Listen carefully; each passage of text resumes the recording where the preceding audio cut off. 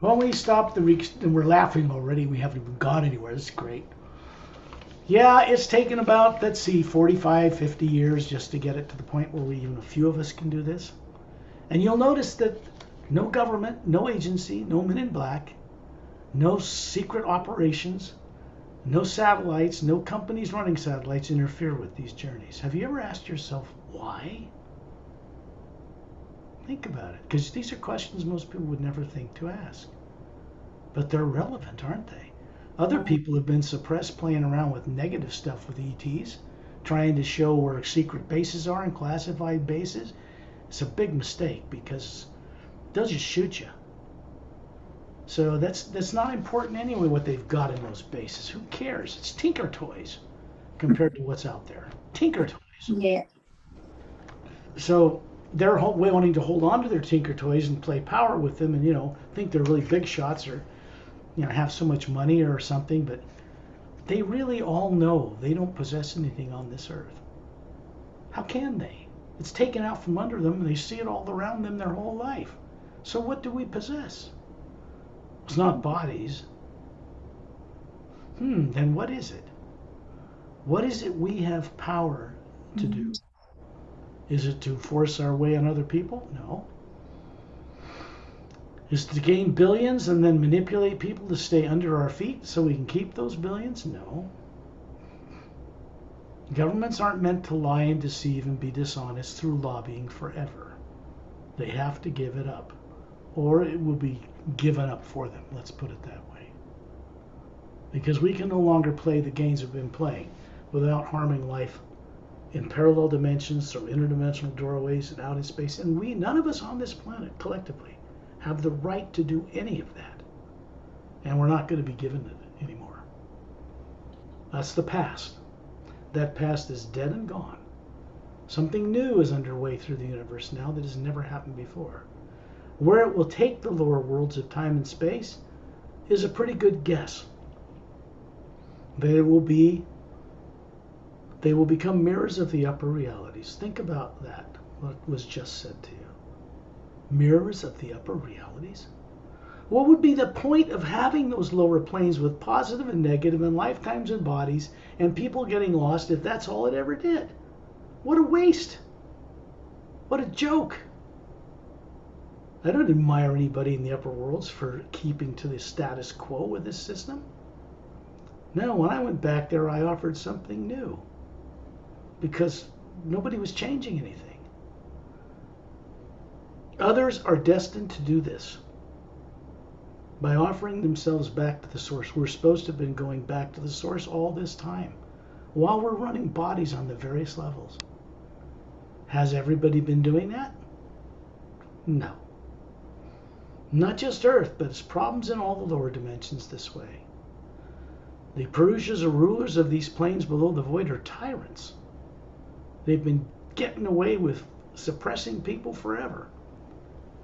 And they did it because we all created it to be a cattle prod, to encourage people to develop spiritual wisdom by bringing their feet close to the fires of hell so they'll run the other direction. It failed miserably. People got so caught up in curiosity about how they think evil's a genius, they got lost in it. Because evil isn't even a being.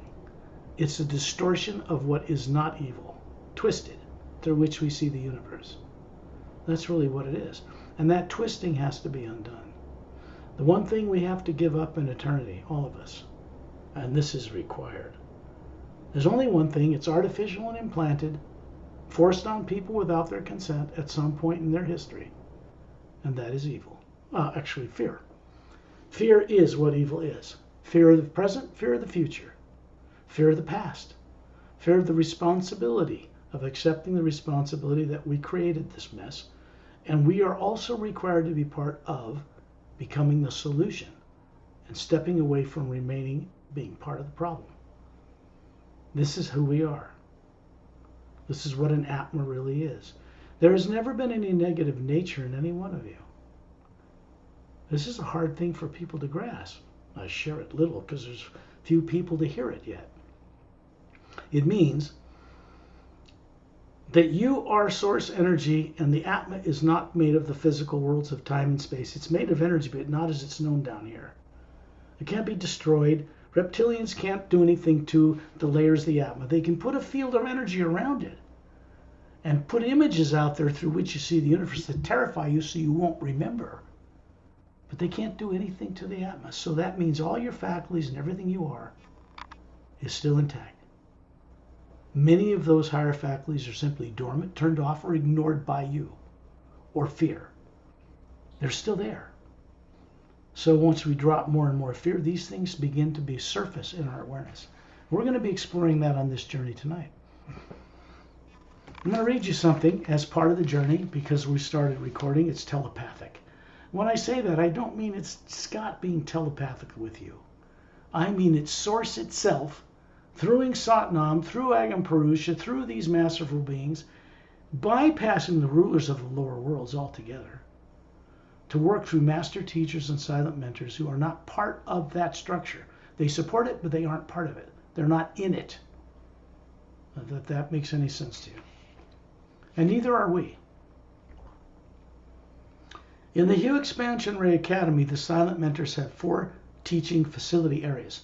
They have more than that, 4 primary ones. 1 in each quadrant. In the northeastern area, this circular arena is found off the roadway located in the middle of the quadrant, 1/3 away from the coast, heading inland toward the center of this circular floating landmass. A white luminous sand beach surrounds the entire circumference of this floating island that is suspended in a brilliant blue radiant atmosphere. Silent mentors in the other 3 facilities teach by example in arenas also located off the roadway, located in the kind of 2/3 of the way down the white roadway towards the beach. They're respectfully located in the center of the northeastern quadrant, center of the northwest quadrant, center of the southwest quadrant, and center of the southeast quadrant. 12 silent mentors are stationed in a circle surrounding a crystal sphere with a radiant blue star floating in the center of it. The sphere floats a few feet above a circular white marble floor, or marble stone-like floor. They show visitors, male and female, human-like forms of different skin colors. They have long hair to their shoulders and white energy for faces, through which can be seen multiple levels of galactic structures, planes, dimensions. Above them hover an Atma, the real silent mentor that is 4 times larger than the Atma we are. It has twice as many teardrop-shaped levels in their spherical nature than has an Atma running a human-appearing body.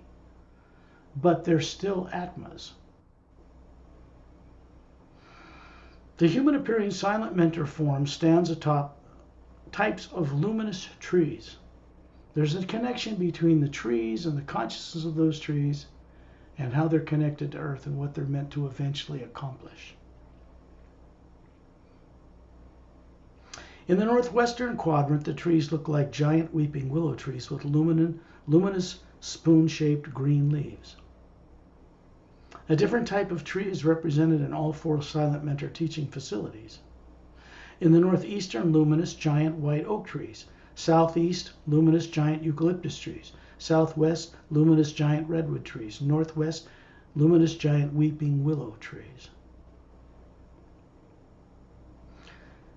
In the southwestern silent mentor facility, there's a white alabaster stone-like fountain with a crystal headset floating above it. A visitor student can put this on or tune into it and be aware of the ocean of sound and light located many dimensions above the Hue Expansion Ray Academy. Now we'll go on this journey. I wonder which one of those we're going to end up in. There's another one located in the hollowed out interior of the Hue Expansion Ray Academy. There are 12 massive weeping willow type trees there, 12 silent mentors, and there's a beam of white golden light, a shaft, an interdimensional doorway through which the Hue Expansion Ray runs into the center of that hollowed out interior. Sometimes you see 12 chairs, white chairs, facing away from the central shaft of light, looking at the silent mentors standing above these trees. When we do that, energy is exchanged through us from silent mentors back through usually Turellian hovering inside that beam, and then down through him back through us to them. The mentors of the Say rays are the silent mentors directly. As far as I know, they're the only race they've ever mentored in that way. But if you think about it, they're starting to do that now with us, aren't they? Not everyone, but it's kind of interesting if you really get to grasp this objectively and see it without any fear or distortion. The first thing we do together is send out the hue in successively higher tones. Why do we do this? This goes back to the way we set up the hue and much greater beings than us with us set this all up. So that when we cross paths with it, we begin to work with it, it opens a doorway in the pineal gland, the center of the brain. It just does this. It's a fail-safe. It doesn't immediately get rid of all your fears or problems or your body's being unconscious above the physical. That's a process that requires our co-creative contribution to the outcome. Why? So that we have the wisdom acquired from direct experience to keep what is given to us permanently. This is what's important. Nothing else matters. If you're going to step from where you are into mastery, then we have to understand that the universe is already in mastery. We came from that mastery. We're going back to that mastery to expand the way creation is run in ways nobody ever could have conceived of previously. When we go back to Source, we're adding our individuality back to Source. And something unique comes from us and plugs itself into that Source. And then it begins to wake itself up through all the lower planes of time and space for the first time.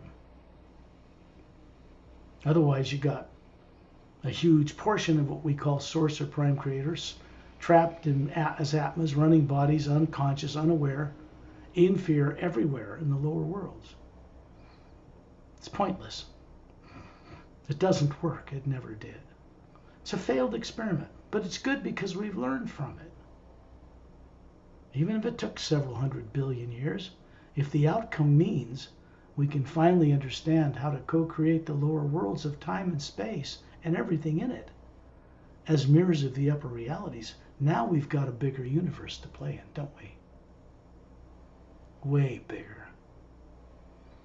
Otherwise, the whole thing's stultified, stuck. It's been stuck for a very long time. And all of us individually and collectively are at the core of why it's been stuck. That is being unstuck. So let's put out the hue. I'll do it out loud. For now, I'll turn off your mics, get a better recording quality. You'll notice too, Virgil, whenever you start, any of you start to bring up questions that you wouldn't have brought up before you cross paths with this stuff, it starts to change the direction of the journeys too, doesn't it? It makes them more profound and deeper. Why? Because you're starting to contribute to them, asking the right questions for the right reason. This is why we always put out this statement. And we'll do it right now, together, collectively. You're going to send this with me into the hue that's connected to us right now, telepathically through the omnipresent medium of the hue itself, or the hue expansion ray. Consider the hue expansion ray the productive, dynamic, present time changeability of the omnipresent spirit that is enacting itself in present time. Actually, it's enacting itself now, beyond time and space.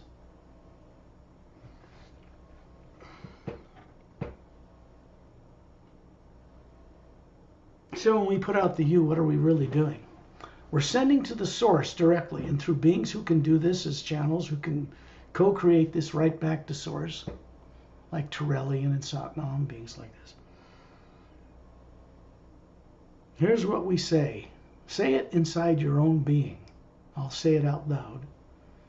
I can tell you I'm out of my body. I'm up in space waiting for you guys. And I've learned how to use my body and my vocal cords for this purpose, right? Otherwise, there's no purpose for it. I just go. I don't have to run vocal cords while I'm out of my body traveling with you guys, but that's what I have to do. This is being done in a way that's never been done before. And no, I'm not doing this alone. There are many beings working with me in this way, or I wouldn't even attempt to do it on Earth. Here's what we say. Safely show me deliberately hidden truth on a grand, multidimensional scale, and the much greater knowing of the love within it. This is what you're asking, Source. It's Source type of question. Everything comes from there. Then we send out the hue to make that connection and send this request through the beings who are waiting for us, right through a shaft of white golden light that's already there. I'll begin the hues now. Hue.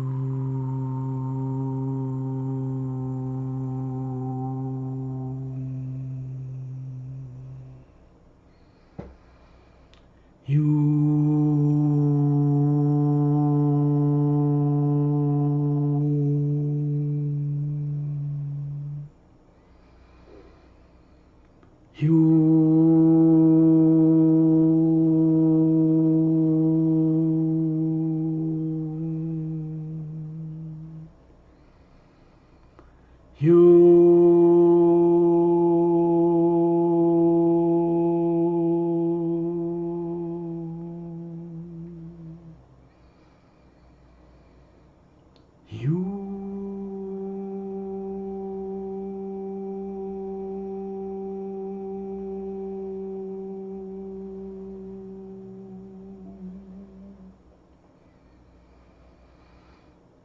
We've had described for you what Shantial and Tonaltial and Dantam and Lamtam look like.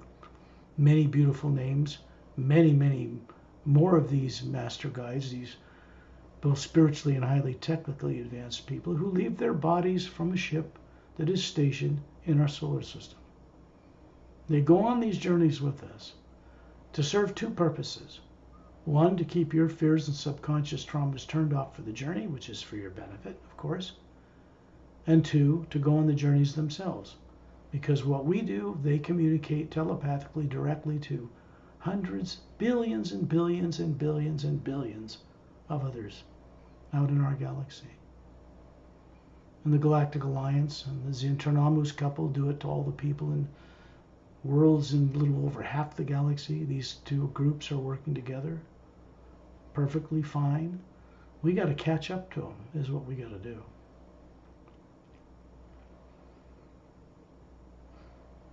A couple like this is assigned to each one of you in exactly the same way as you imagine going to the store.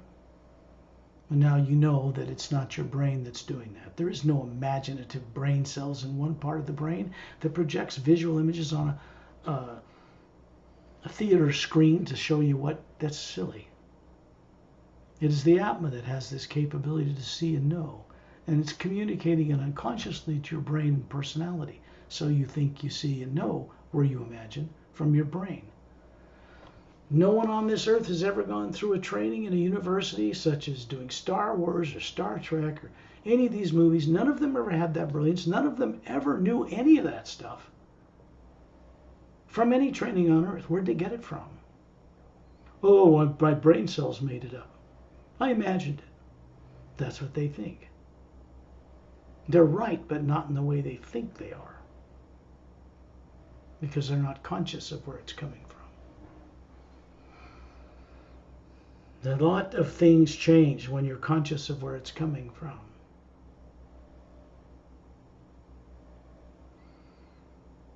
This couple is assigned beside or behind each of you. So when you imagine going to the store, and then you get your body up, take it to your car, get in your car, turn the key and go to the store, come back. This is what the Atma does in running bodies, or it should be doing that. Running them on automatic, putting them in the trance state called sleep when they want to leave and not be concerned about it. This is normal. Beings in other worlds do this growing up. People on Earth are terrified of leaving their bodies, much less going home to the supreme being, they call it. They're so guilty with so much junk they're doing, they don't want to go back there and be confronted by something pure, if you catch my drift. It's what holds people back more than anything else. Fear and guilt and shame, all of which have nothing whatsoever to do with us. Never did. When we sent out the hue in that statement, it was done. It's not going to be done. It's not in the future. It's not in the past. It's right now, and it goes right to source instantly. There are two forms of travel, exploration, that any Atma can do. One, be out of body travel, go and experience your astral body, fly around it and go, what a neat dream. Two, direct projection. This just means the Atma moves in the field of energy it's made of, anywhere it wants without the limits of time and space or causation. That's the energy that's flowing through all the things that it supports. But it is not them, and neither are we. Then you're up near the ceiling, simply looking down on your body as if you wanted to look to go to the store. And you're actually just seeing your body in the trance state called sleep. You put it there every night, no big deal. Easy as pie. And because of my voice, and because it's telepathic, and because there are many beings working and helping with this, you remain conscious for the most part as an Atma, because you're already up near the ceiling outside of your body. That's where most of you usually hang out during the day. Behind the body or somewhere, you're just not aware of it. There's this couple beside you, big spherical beings, brilliant, like you. You're all showing each other about a 36-year-old male or female body, perfect, perfectly dressed, flawless, ideal, a projection from the core of the being, your real self. This is how we show ourselves to each other. Now, these bodies are not human. They're not DNA. There's no molecules to them. They're well dressed, they look human, but they're a projection.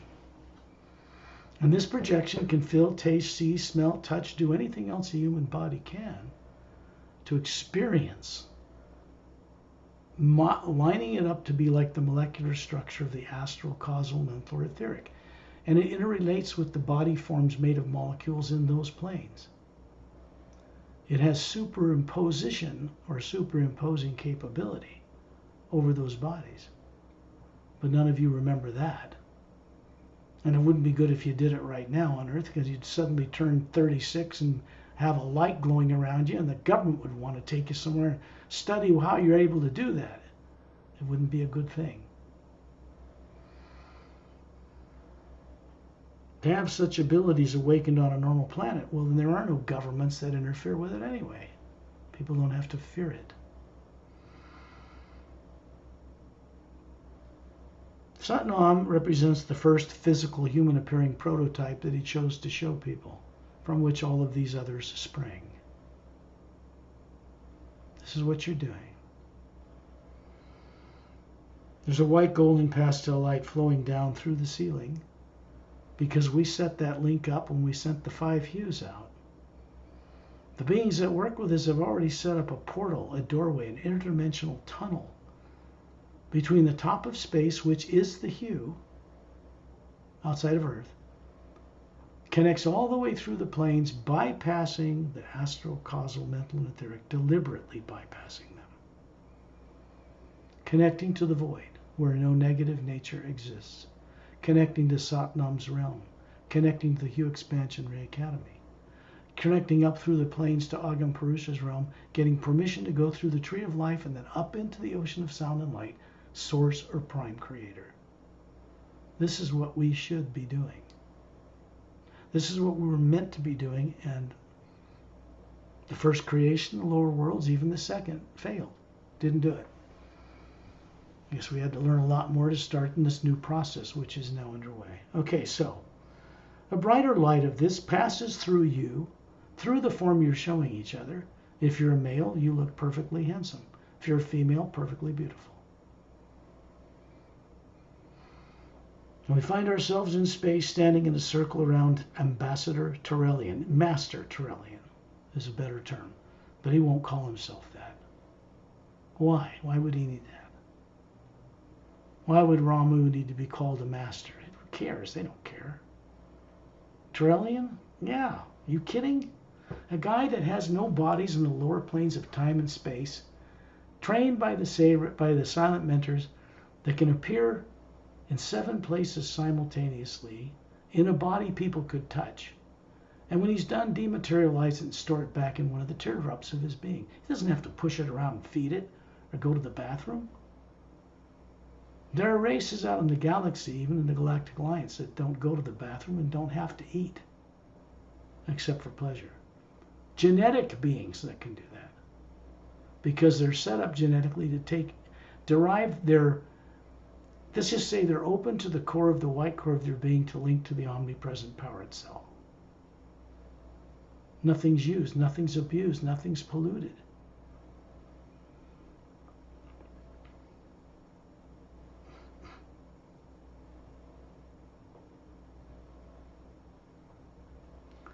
Terrellian shows us a body 18 feet tall because it's what he once had long ago, over 1 billion Earth years ago. The entire Sayres race, unknown to any cultures on Earth, any religious teaching, any books, they're not even mentioned. Galactic Alliance knows of them and has records of them, but they weren't experiencing them prior to 500,000 years ago either. Silent mentors have no need to teach individuals. That's left up to master teachers. 2 different orders of beings. What's taking place in the U Expansion Ray Academy means they're beginning to work together in a way by creating, or by helping to create, beings who are Atmas that become something between the 2 of them. A necessary bridge. The only place for now that we can meet with them or rub shoulders with them is in the Hue Expansion Ray Academy. That is why it is there.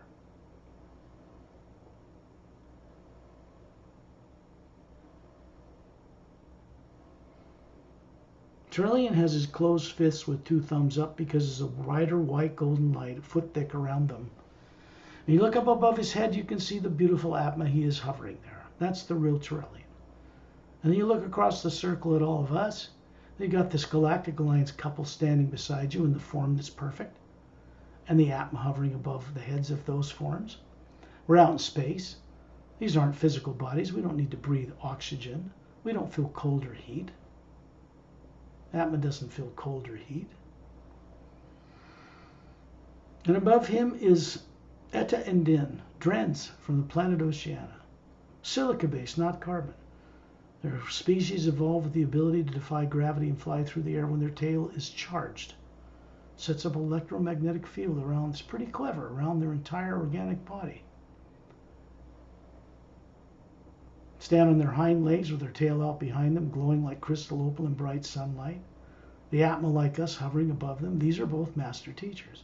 This couple. They were married when I first met them 100,000 years ago, and they're still together. Man, it's amazing. Galactic Alliance couples assigned to you are also couples. Some of them have been together for thousands of years. Their bodies don't age. They have 4-stranded DNA. The telomeres don't shrink when cells divide in normal people. That was done to Earth people. Shrink a telomere when cells divide and you age. It's a switch, and that's all it is.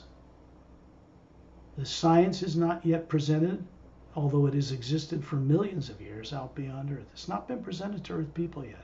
Maybe in a classified arena somewhere, kind of a half-assed measure of it, something like that. But the real deal is in the hands of the Galactic Alliance. People talk about med beds all the time, but you can't find one on Earth. They're already in existence. They're just not here. We're going to do something different on this journey. Just came to me. But it came to me as I co-created it with Source together. It's not easy for people to understand how this works because they're too used to prostrating themselves at the feet of some guru or somebody on earth. That's fine for a while, but if you've been doing that for thousands of years and millions of lives, it's kind of pointless, isn't it, after a while?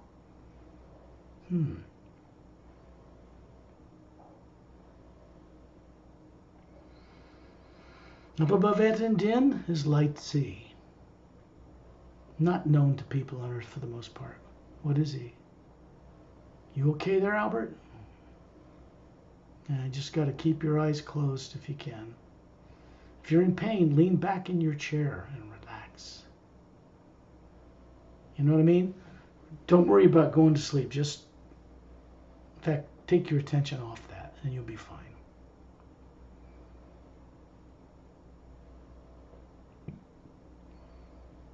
And Light C is a little frail kind of, I don't want to call him that because he's not, 5'5" or 6, maroon colored robe, esoteric symbols, a little round kind of hat he wears, and a little Fu Manchu beard, and blue eyes, right? Not dark brown.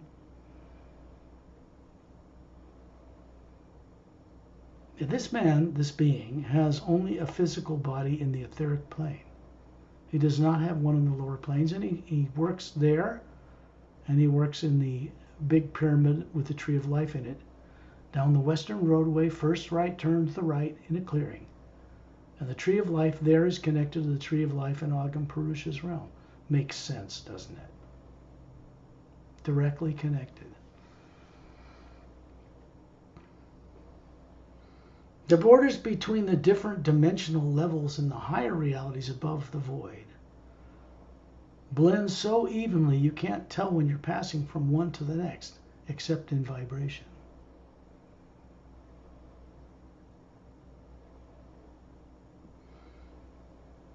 Above Light C is Satnam, standing in space. Below an hourglass-shaped, white golden whirling hourglass-shaped vortex or interdimensional doorway with a blue-green light revolving slower around the outside of it. It's huge, and when you look up this hourglass-shaped shaft, you see a brilliant, but what I call pale blue, cobalt blue light. That's the void.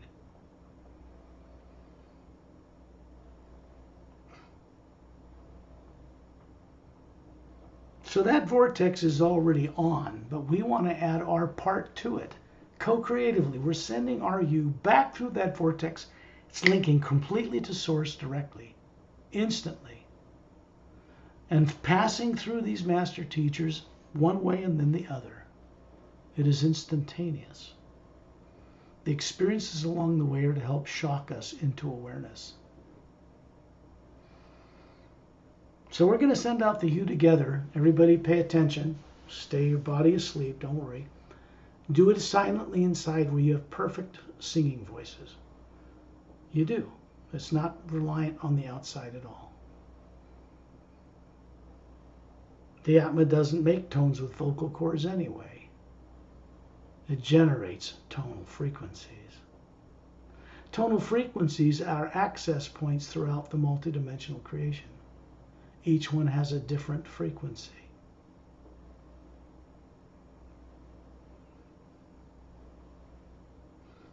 Now begin these tones, and then I will raise them higher and higher because we're going to be lighting up the white golden light of this vortex somewhat brighter. This is our portal to go rub shoulders with silent mentors.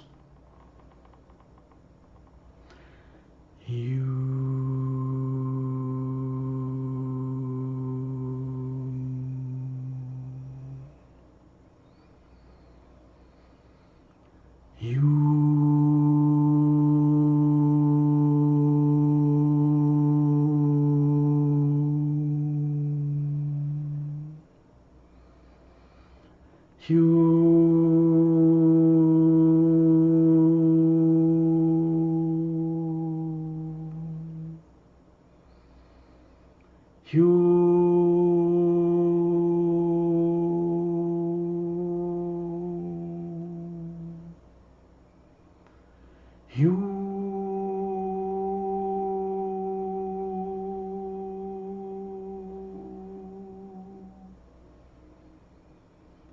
You.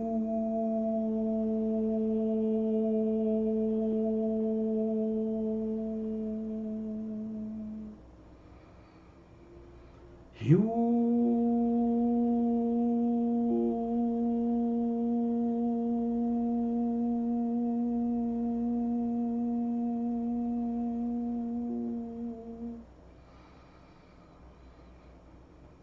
You.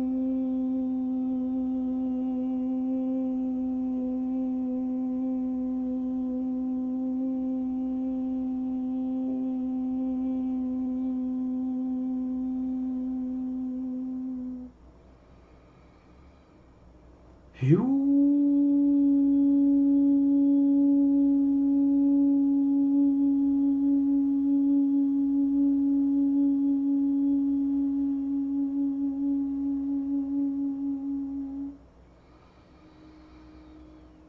You.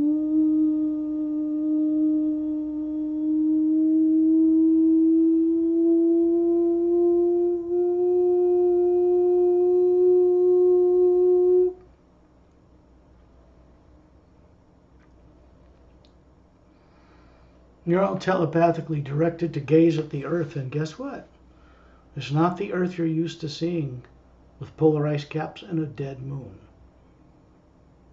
This is the Earth as it exists in the third higher parallel dimension of the physical universe out of 144. The Galactic Interdimensional Alliance of Free Worlds and the Xeontranamus race people have, how do you put it?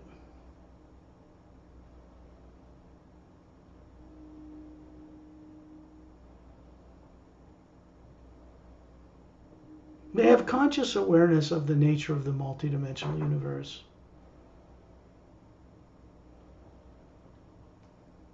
There's a couple that just joined us, standing to each side of Torelli in the circle of beings. We're looking at the Earth. It has a big continent centered over the equator from the left to the right hemisphere. Big mountain range like the Himalayas across the center of it. About a third of it, in the middle of it. The opposite side of the planet, a continent 2/3 its size. That is named Lemuria to this moment. Atla Atlantis is the colony continent on the other side. Very few people operate on this world. It has no impurities. It has no negative nature stored in the water vapor or oceans of this planet. Because that planet is charged fully. Earth's atmosphere is depleted from its water systems. We're partially responsible for maintaining that charge, and we aren't doing it on Earth yet. You're looking at a world that the Galactic Alliance access. They have access to worlds and trade and part of their organization in 144 levels of it before you would even get to the astral plane. Their ships do not go into the astral plane.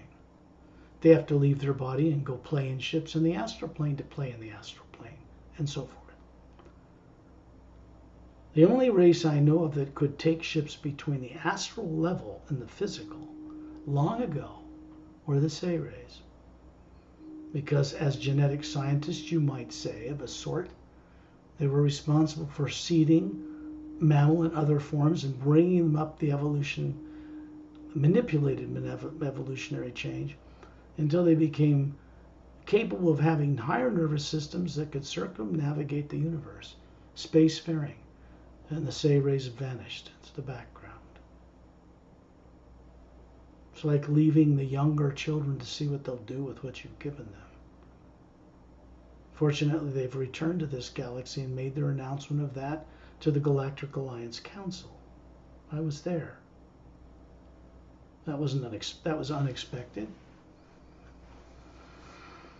So you're looking at this Earth with a moon that's circling it, orbiting it, turning on its axis with an atmosphere, and little snow-covered mountains, and little rivers, and little oceans, about the third side of the planet Earth.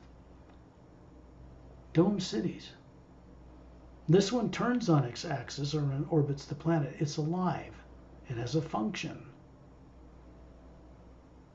Its function is to affect the H2O and the charge of the hue in the atmosphere while it orbits the planet. It has a purpose. Down at the bottom near the southern pole, about a third of the way up from it, is a upward curved half-moon base-shaped glowing emerald green beach. It's glowing because it's charged by a Zintranamus couple that come from a planet on the other side of our Milky Way galaxy. It is their contribution to this place. This place represents the prototype of what Earth and its moon will become. As above, so below.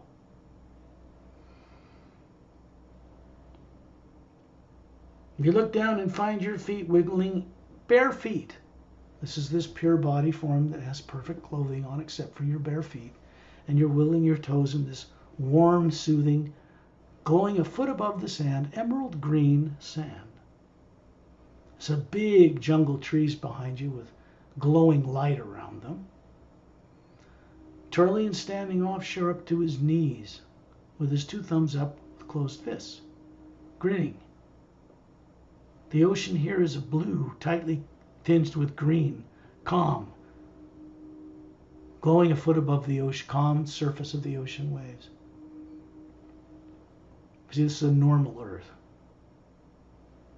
That's why it doesn't have polar ice caps. Unnecessary and unneeded. The worldwide environment on this planet is regulated. There are no tornadoes or hurricanes or volcanoes or earthquakes or any of that. It's normal.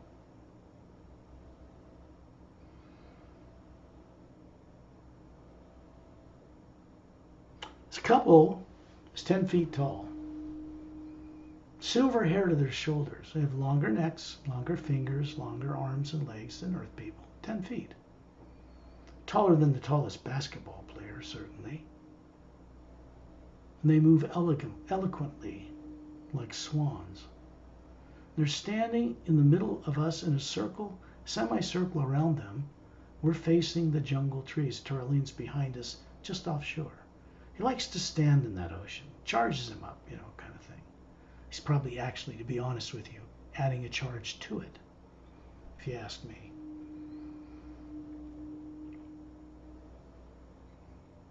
The woman has her hands up, slightly shorter than the man. Violet-colored eyes, ivory-colored skin, silver hair, silken gown on it, shimmers when they move in the light. It has a certain purpose and charge to it. It negates all negativity that might be thrown at them, neutralizes into the pure hue instantly. Such technology exists, She has her hands up with her fingers spread out, and there's a green, foot-wide golden light around them. And then you realize as she's talking to you, telling you that this is a gift to this world, to the Galactic Alliance, to silent mentors and master teachers. And you realize that she is actually charging the sand, and a little grain of the sand levitates up off the beach as the male raises his right hand. It's a little perfectly formed sphere of emerald, glowing with the presence of the hue. It's shot into the white core of your being, hovering above the body with its feet wiggling its toes in the sand. It goes out to the green layer. And it moves through it, turns a few here and a few there on that have just simply been off for a long time. In the distance over the jungle, you can see a single snow-capped mountain. In the lower plateau to the west, a clear dome covering a city with 3 golden-sided quartz-capped pyramids off to the left third. A semicircular mountain range in the back half of it, with little waterfalls cascading out of cavern openings. It's a miniature mountain range built there for the aesthetic pleasure of the beings that work there. There's an oval green-blue glowing lake in the middle of it, and little domed buildings throughout this, little white pathways and beautiful tall grass, trees that look like weeping willow trees with glowing leaves. The birds with the long V-shaped split tails that we find when we approach Satnam's realm are here. in this place. They have beautiful singing voices. You can talk to them. They have big Atmas hovering above them, actually silent mentors. So silent mentors work here, consciously and openly with certain beings. And then you look at the mountain, about 2/3 of the way towards the summit is a cavern opening with a waterfall cascading out it, dropping thousands of feet down a sheer cliff face. It is a blue-green, glowing, luminous water. Disappears behind the blue forested trees that surround the backside of the dome, and eventually empties into the ocean itself. Above the waterfall cavernous opening is an oval tunnel with cylindrical, half-spherical shaped lights receding down inside it. That connects to a base in the lower parallel dimension where Earth is, you're familiar with, inside the hollowed-out interior of Mount Shasta. It was built there for our benefit in 1908. No classified people can go there. There's no weapons that can penetrate it. This is way beyond Earth people.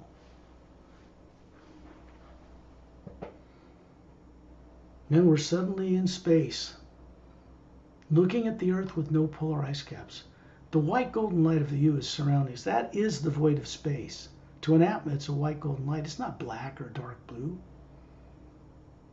It has no molecules, no atoms. Scientists on Earth today know that that is the empty void. They know it's powerful energy. They proved that through the CERN Super Collider in Switzerland. It's energy behind what you call matter. So they called it the God particle. Aptly named, I would say. This is where the idea of zero-point energy came from. Didn't originate on Earth. It's the energy of the universe in which we play, where the laws of physics have no meaning. People pray to it all the time, and it's sitting in their atmosphere. It's right there in space, but they can't see it. You can see the moon alive with an atmosphere turning on its axis. Beautiful. You look up and see this vortex, and Satnam is now spinning, just literally beaming himself. The Atma above him is quite large, larger than us. And it's going up into the bottom of this vortex. We have an oval, transparent light around all of us that Terrellian's projecting from his fists with closed fists with thumbs up to keep us all in the same. It's like the hull of a spaceship, really. It's made of the hue from above the void. And then we're shot up into it, all of us. There are a dozen master teachers from the Galactic Alliance, and the Xenon couple standing beside Ambassador Terrellian. And up near, you can just see up near Satnam as he enters the middle of this void, and we're right behind him. There are two silent mentor couples, alternating male, female, male, female. Long hair to their shoulders, all different, single color, different colored gown to their bare feet. A white face of light. There's no facial features. And when you look at them, you can see galaxies upon galaxies and levels upon levels, because that is how they operate. There's an Atma hovering above them 4 times bigger than us, twice as many teardrop-shaped faculties. This is just the way it is. Why they've decided to join us and go up this vortex, you'll notice they're not playing with us on Earth, they're in space. We have to follow them to where they teach, where their facility is, and rub shoulders with them there. We come out the other end of this vortex in a blink, in the snap of a finger, and we are in a pale blue, radiant, brilliant, but I call it pale blue, cobalt blue, endless space in every direction. This is the void. It is a pure hue energy field that divides, or is a barrier or a filter between the upper realities and the lower worlds of time and space. It was the one right thing we all did. So when we go into the void, which we're doing now, surrounding Terrellian, moving like the hull of a spaceship up through it, vast territory upward. We start to see a white speck of light, and on the horizon it widens into a luminous, brilliant, diamond glowing beach.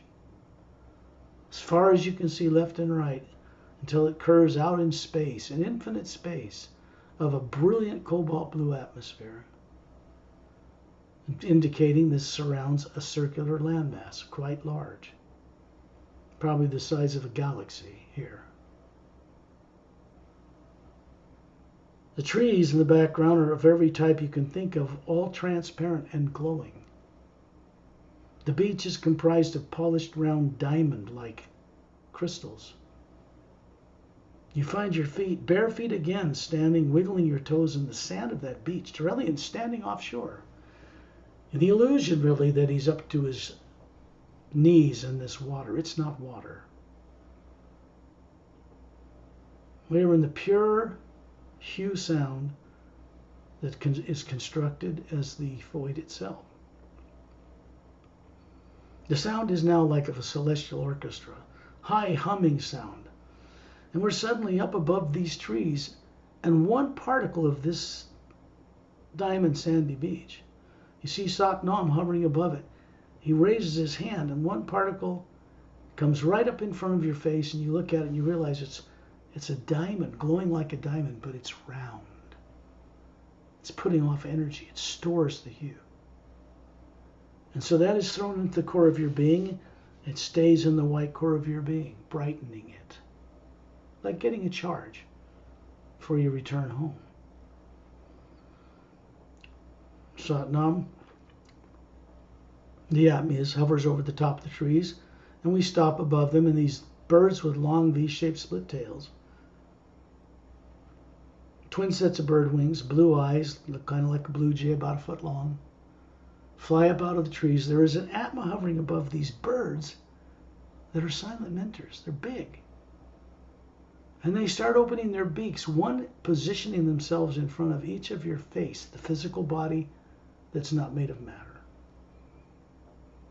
And as they do this, there's a beam of white light from between their eyes that goes right in between yours. These are all energy bodies, remember? And they open their beak and they start singing the hue with perfect male and female vocal cords. There's several thousand of them surrounding us, singing. The energy moves through us, through the Atma, and then you see that it's charging the void. These are the beings that manage and maintain the void. They don't look like you think they should. They look like what they choose to look like. They have vocal cords.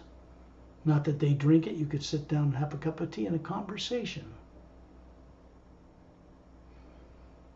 And then we're sailing over the top of these trees. And we look into the distance and we see a long palatial crystalline estate against the base of a diagonal snow-covered bluestone mountain range.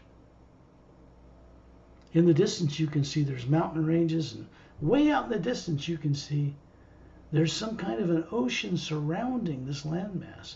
And they're in sections, curved sections, different colors of the spectrum. One is gold, one is green, one is blue. And they each have a certain charge that holds up this land. You look below your feet and you see a fountain 15 feet wide, scalloped white stone extending out of a 100-foot wide stone white floor. 7 concentric layers of botanical gardens and flowering plants 4 feet high, extending into the distance, concentric circles. There's a statue of Satnam in it with a white golden shaft of light coming down into it through his open palms, facing forward, at his sides, filling this bowl, flowing over the edge with a glistening white golden sheet of light, disappearing in the ground. There's a surrounding donut-shaped flat stone sitting seat, 12 intricately scrolled carved legs. And you can sit on this if you visit here. There are 12 golden cups on golden hooks. And if you will, you can have it lift itself off the hook, dip it into this shaft of white golden light coming down into this device, this statue of Satnam, and just dump it down your throat. It goes right into the core of your being. It's one of the secrets of bringing back energy from here back to your body on Earth. So just imagine doing it right now, all of you. Why not? You're here. But if you didn't know it, you wouldn't know to do it, right? Then you look in the distance. We're compelled to do this, telepathically guided, I would say. And we're now at the base of foot-thick layers, hundreds of layers of these like golden quartz steps, leading up to like a Grecian palace. But here there's one four-sided, golden-sided quartz-capped roof being supported by two big pillars, columns, made of a blue stone laced with gold like lapis lazuli on earth. Under the bottom on the floor, on 3 steps up to a pedestal, is a chair. It's quartz, blue, transparent, and it's glowing. There's a shaft of white golden light coming down into it. Nobody sits in it. It's polished, curved edges, no cushion. And behind it is a 15-foot high opening to the base of the mountains.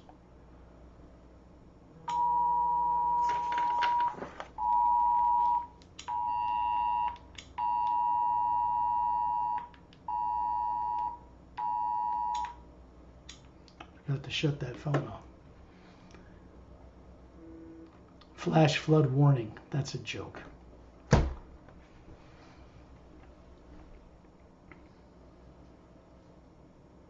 It's a challenge to stay here even if you hear something like that, but that's good because we're still here. You see that 15-foot high opening, you see that blue quartz-like chair, like a throne chair. It's really a device. It's a portal. We can go up that portal, or we can go up the portal through that triangular opening. In the back, there's a tall blue scalloped fountain. It's probably 30 feet wide. There's a blue-green light, the shape of a Christmas tree, moving up and down, keeping this shape, and around it is a shaft of white golden light. And all of us around Trillian are suddenly shot up that shaft.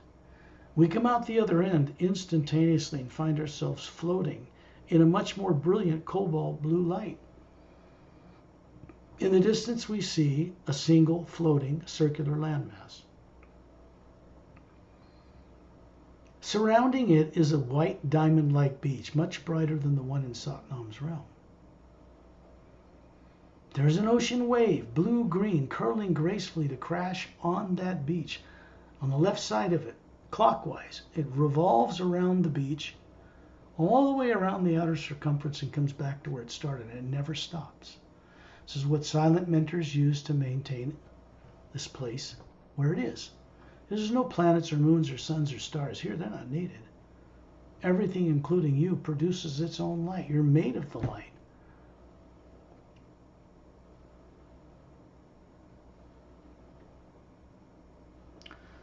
In the center of this landmass, which we are approaching, way off in the center, and as we come over the top of it, it's vast. It's like the size of a continent. But remember, time and space don't have the same meaning here.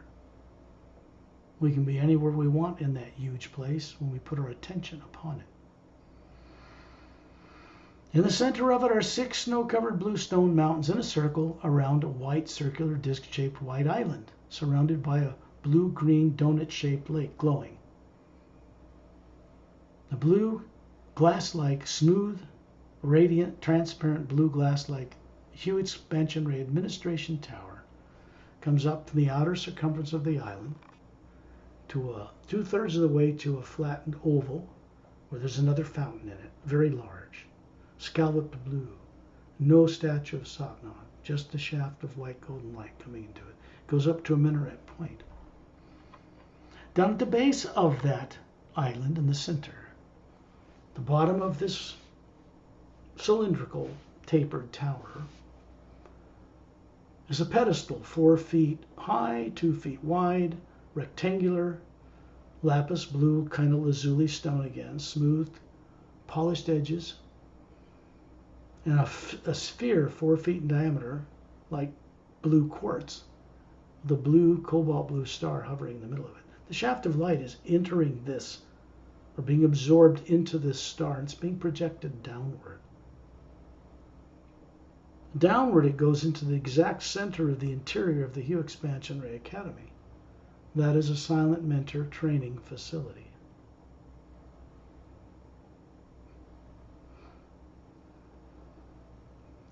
We're looking out now from above this tower over the vast area of the Hue Expansion Ray Academy landmass. You can see north, south, east, and west. At the base of all 6 of these mountains are horseshoe-shaped golden glowing tunnels. A perfectly smooth white stone roadway exits these tunnels from the Silent Mentor training facility and connects all the way out as straight as an arrow to the beach. They're like spokes of a bicycle tire coming from the hub, and they continue all the way around this. And down each one, first right, then later left, then right, are teaching facility clearings. Something different in each one.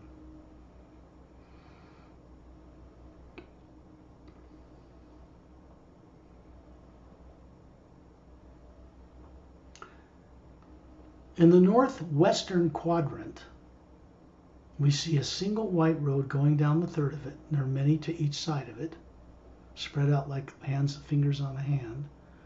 They reach the beach from these mountains. Perfectly symmetrical to each other, parallel in a sense. Slight angles off because they end up going out to the end of a circle. And we are moving as a group. Instantly, we're hovering above 2/3 the way down this white roadway, and we turn left into a massive clearing. And in the clearing, we see another one of these crystal blue spheres with a cobalt blue star in it, 4 feet wide, hovering above a white, luminous stone floor, maybe 100 feet across. There's a shaft of white golden light coming down to it. The next instant, you find Turellians hovering inside that light above this sphere. And surrounding the outer edge of this are 12 giant weeping willow trees with broad, glowing, spoon-shaped green luminous leaves. Standing atop them is a silent mentor. Male, female, male, female. There are 12. This is one of 4 teaching facilities like this in the Hue Expansion Ray Academy. They are standing atop these trees in forms with a single colored gown on, bare feet, long hair to the shoulder. Each one has different colored hair, different colored skin, and then just a white luminous glow for a face, no facial features. And above it is hovering the sphere, atmosphere, 4 times larger than us, twice as many teardrop-shaped faculties and capabilities, and that's the real silent mentor. There's an energy of light coming down into each one individually like a shaft of hue from source, and from above source from their realm. It's passing down through their forms. They put their hands up with palms out, male and female. Beams come from both of them and are moved through us, who are now in a circle outside of Turellian in this beam in the center of this clearing. Our forms are standing on this white floor. The one that looks perfectly 36 and all, we show each other. It goes up into the white core of the Atma hovering at our true selves, and then it's beamed right into Turellian, up the sphere he is, and up the shaft of light. It goes to source. It actually goes higher than that, but we'll get into that another time. The energy is moving in 2 directions simultaneously, but it's one energy.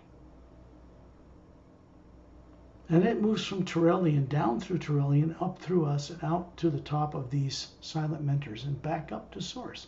It's like having 12 beams focused upward until they come to one big, thick shaft of light above us. There's one going through that, right down through Turellian. So in this way, we rub shoulders with silent mentors.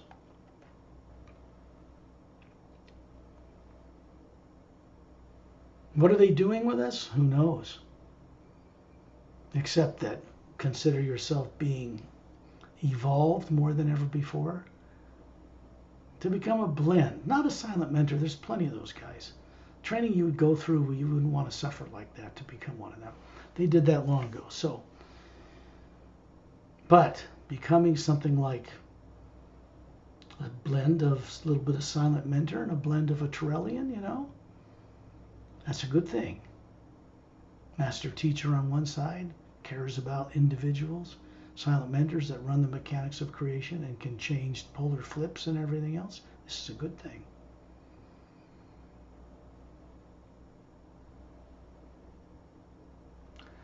You can see up above the tower of the U Expansion Ray Academy. This hourglass-shaped vortex we created together was actually done for us, but we added to it. And we are a circle of beings now above this tower around Torellian, and we are shot upward into this vortex. The sound is a single note of what you could call a flute, but it's way more pure and much higher than that. It's a single sound, a whole sound. And we come out the other end of that, and we are in a fiery, fiery realm. We've just gone up many dimensions above the void to the realm of Agam Parusha. Now, this being is approaching us. Everywhere there's red and green and yellow and orange and violet and lavender and green whirling all around us, disappearing, creating gargoylean foams that are just an illusion, disappearing. This is the raw power of eternity. A being very large, white, with subtle shades of the spectrum of light. Thousands of teardrop shades, if you want to look at it that way, approaches us, and this is Agam Parusha. He converts what you would call the raw power, which has no negative nature certainly, and which is from Source itself, down through this plane, and then he sends it off transmuted into lower frequencies, into the lower worlds. This is what he does. He's approached us because we have to get permission from him to enter what we see in the background of this fiery light, standing there all by itself with everything whirling around it. A massive silver, slightly golden tree like a fir tree. Roots the size of planets disappearing below our feet because there's no floor here. The top of the tree disappears up into the fiery light as far as you can see. The trunk is transparent. Transparent, golden, luminous light. The sound of that tone is coming from it. And then we're projected into the trunk and straight up the shaft. When we come out the other end of that one, we're in even brighter cobalt blue space. No planets, no moons, no stars. We look into the distance of the center of this vast void of light to see a single floating silvery golden galaxy. That's what it looks like. The brighter center. And you'd assume that it's stars circling the axis of a galaxy like the Milky Way. But it's not. And we're shot into the distance, and as we pass through two of these, what we thought were stars, they're spherical Atma beings, brilliant, bright. The distance between them as the whole group of us passed between them is quite large. And then we suddenly know that those are beings, and that we are one of them, and never left. The rest is just what we're playing in. We're still who we are and who we always have been. The rest is about mastery and sorting it out. And then we're passed through layers upon layers until we come out into the hollowed interior, 1/3. In the center of it is a white, circular, disc-shaped, white glowing island. Hovering above it is a presence like an Atma, massively larger than us. Thousands of layers. And as we pass through the outer two of these faculty layers, the distance is very wide between them. And then we're shot into the middle of the void itself. The white core of our being is identical to the white core of this presence. It is not a being on a throne. Doesn't have a big beard and wield a staff. And we hear a voice, a deep baritone voice, an angelic quality of, let's not call it angelic, celestial quality of a woman's voice mixed with it. And it says to us, welcome home, courageous travelers. It has taken you ages in the lower worlds to get back here. But we're changing things. And you're part of that change.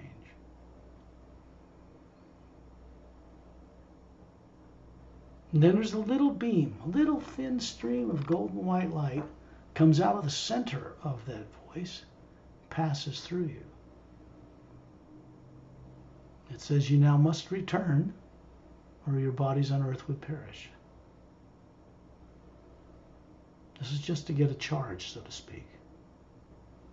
We've been here forever. We're still here, so we don't need to come back there to live there. We're already there. We have work to do and things to create on the lower worlds and in the upper realities as well. The next thing you know, there's a flash of light from Terrellian's thumbs. And Ramu is here, and Opelum's here, and my cat Starlight, Jennifer, Leanna, all these beings I knew, who I helped escort to Satnam's realm when they passed away. They do not reincarnate as animals. They don't have to reincarnate as humans either. There's a beautiful Atma hovering above them.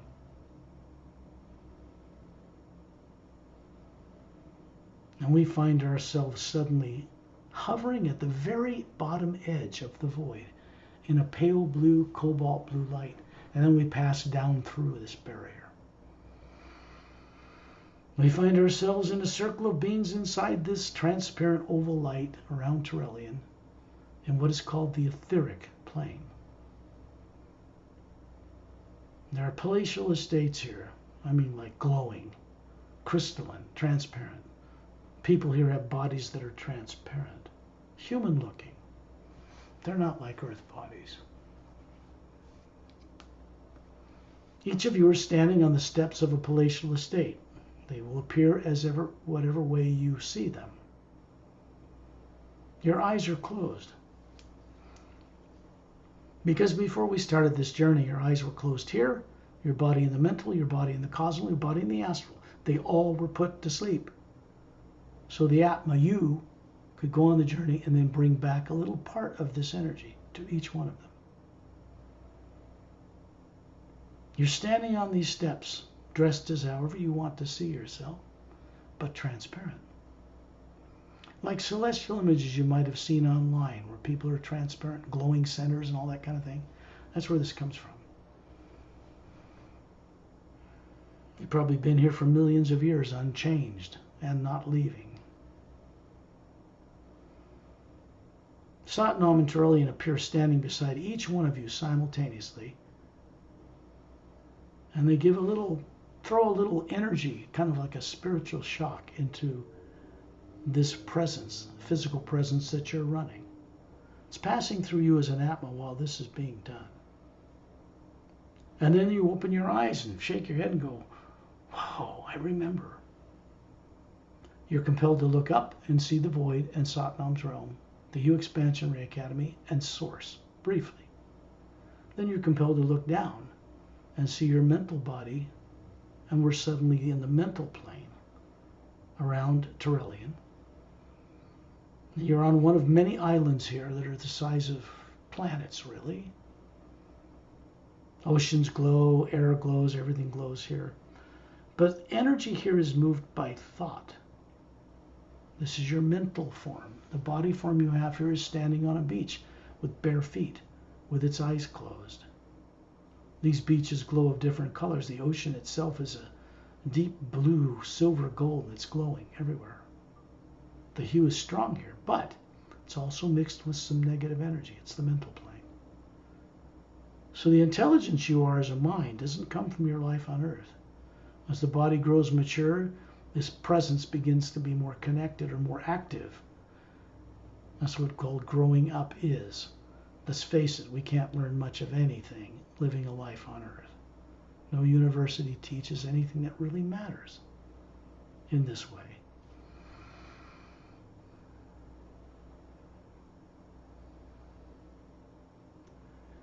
Terrellian and Satnam appear beside you. Another one of these little charges is sent through you, and you snap your eyes open. You're compelled to look up to your etheric body, looking down and seeing you. There's a connection being made. Then you're compelled to look down and you see your causal body. Thousands of tropical islands around a single sphere. Where is it? In a pure area of what we call the causal plane. There are 3 geodesic domed homes, crystal clear, luminous behind you. Surrounding jungle, but it's all landscaped, it's all beautiful.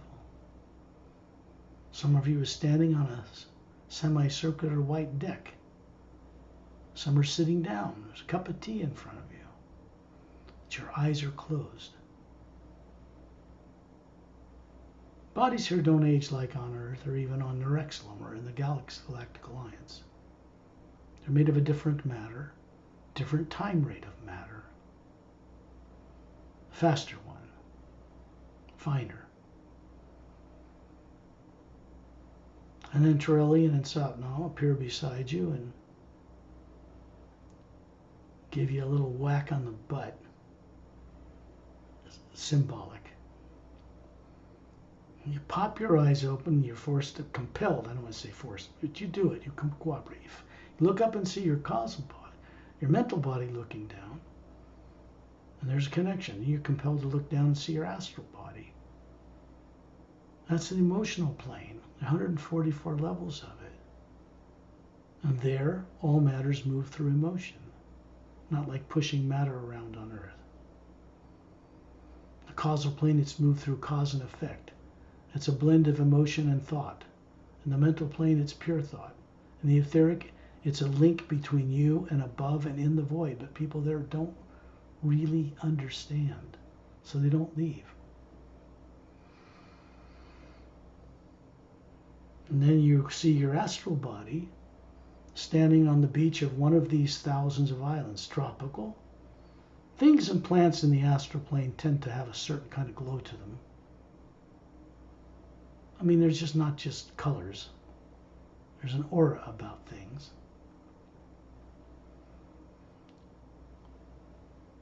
Usually there are palatial estates in the background, square, rectangular domes, any kind of things here you can think of.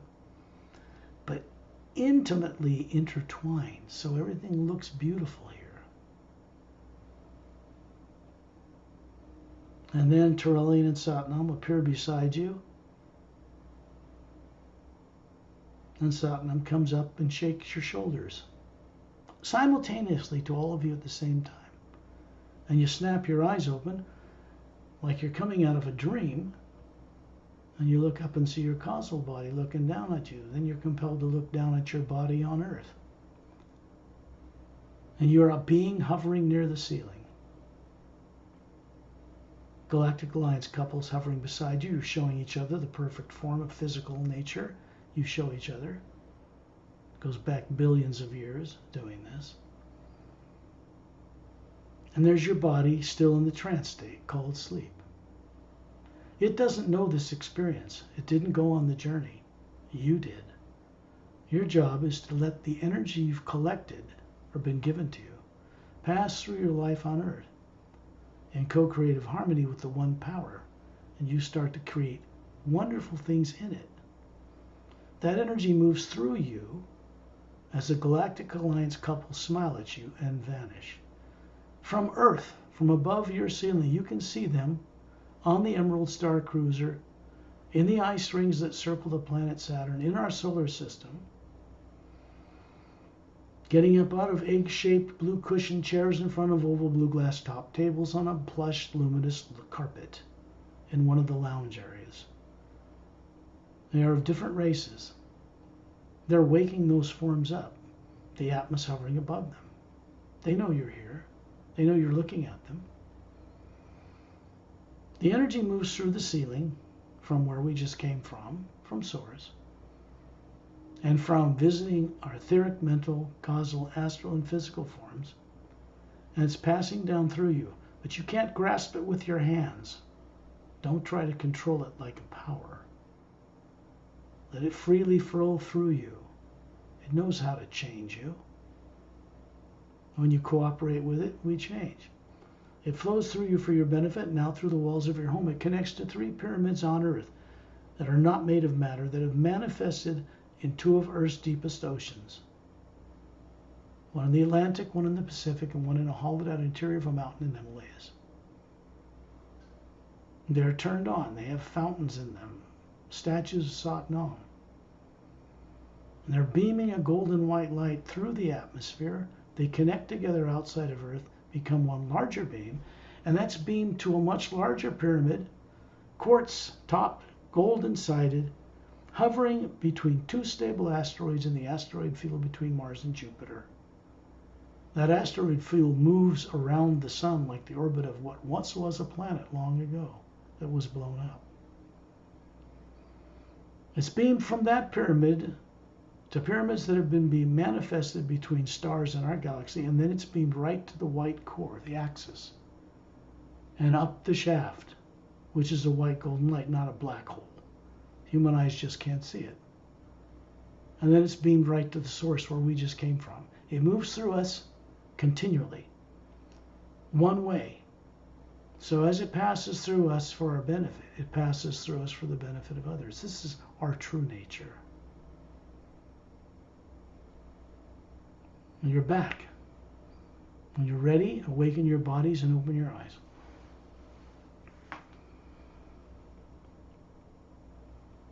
Now that's the kind of journeys we want to have. Because the energy we bring back here, you can't get from the galaxy or from the lower dimensions. You have to go where no negative nature exists. You're made of it. Absorb some of it, come back here. And it'll just flow through you. What you're all aware of now that you didn't know a year ago is phenomenally different. It seems lonely or like you're ostracized or that because the rest of your people on Earth just, you couldn't even talk to them about it yet. They have to have their vibration raised first. So they're intelligent enough to set their fears aside and embrace it. This is their job. Earth's atmosphere is pretty depleted of the hue, or it would glow like a normal world. So it has to be recharged. Unconscious people, 8 billion on Earth, aren't blocking that. They're not letting that happen.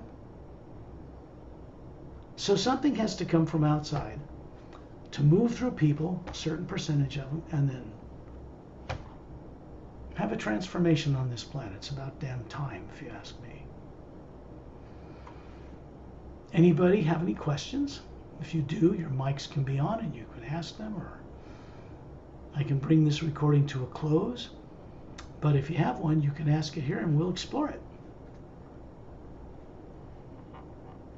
If not, that's okay too. I will bring this recording to a stop.